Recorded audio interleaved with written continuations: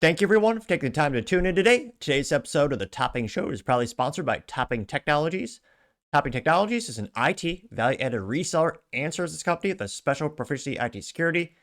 Heck, I see their founder at least twice a day. Guys, he's quite handsome and brilliant. He's me, see, that's the joke. If you're an IT leader or a business owner, you can reach out to the team at sales@toppingtechnologies.com. Also, still giving away a free flamethrower with every IT purchase with Picatinny rail adapters so you mount it to any standard AR-15, like all awesome accessories can be. Go to toppingtechnologies.com and click the flamethrower button to learn more and see me shoot a flamethrower, or click the URL in the video description below. Lastly, trying to get to 5,000 subscribers by the end of the month, so if you can click that button and tell your friends, I would greatly appreciate it. Now going over to the business part of the podcast, General Motors ramping up their truck production thanks to Trump's 25% auto tariffs being rolled out, which will be great for all 18 people who want a GM product. I'm only partially kidding, but great news for factory workers and, I would argue, many Americans. Now, this has come to us thanks to Nick's Order on X, in which he says, quote, breaking, General Motors will sharply increase vehicle production in Indiana following Trump's tariffs per Reuters.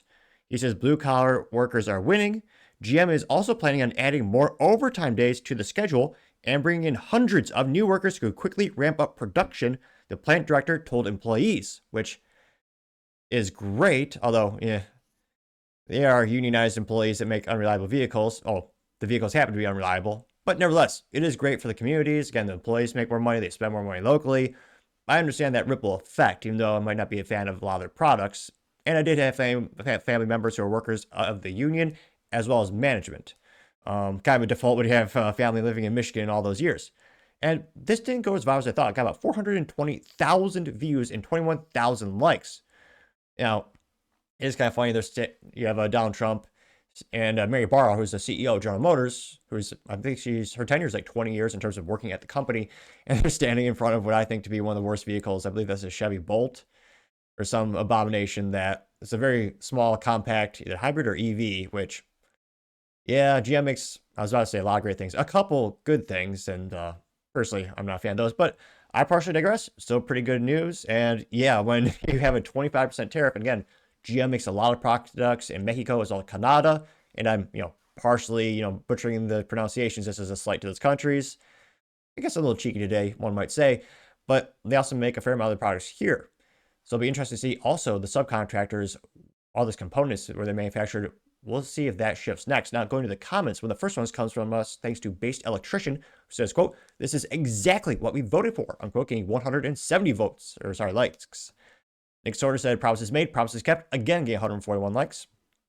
Junita Broderick says, quote, the left, damn it, it's working, getting 991 likes. Nick Sorter said, how the hell are Democrats going to be able to spin this one, getting 532 likes, which, again, they're very much spinning the fact that the stock market is crashing like a Boeing airplane.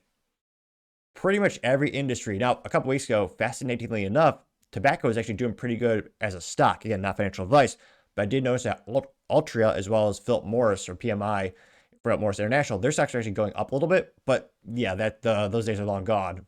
It seems like every industry, even auto, they're all down. And that's really what Democrats are focusing on right now. Not financial advice, but if I had expendable income, the age-old saying is buy low, sell high. The stocks, they're pretty low. Some of them are discounted 50%. Now, you also have Mike Scott saying everything's going to be all right, getting 71 likes. The Texas one says America Made is back, getting 114 likes. Which, yeah, I think you're going to have a lot more automobiles made in the USA, especially as these Trump tariffs continue. And I don't know, perhaps it's juvenile of me to still, my dream car is a Porsche 911, though I love my Honda Civic Si. I wonder if Trump will make deals with these automobile companies like the Volkswagen Group, which owns, Bugatti, Ducati. You also have Lamborghini, Volkswagen itself, Porsche. They have a lot of stuff in the portfolio. I wonder if they'll make deals where they'll tell Trump, like, hey, we'll open 3 new factories for the VW brand or the Volkswagen brand, but in exchange let's have some exemptions for like the 911 that's made in Germany or something like that. I think at the end of the day, I think that's will probably be what happens with a lot of the automotive companies and as well as the countries that Trump's negotiating with. So I think they'll find a way to make it a win-win, but let me know your thoughts and comments because as always, it'll be fascinating to hear what you have to say. Thank you everyone for taking the time tuned in today. Again, try to get to 5,000 subscribers by the end of the month. So if you can click that button, I greatly appreciate it. Also, give me a thumbs up, thumbs down, or comment. It's a great way to give me some additional feedback, letting me know how I can make the show better and better. Lastly, don't forget to take time to tell your family, tell your friends, tell your coworkers, heck, tell your enemies, tell anyone and everyone. Just stay safe and fight the good fight.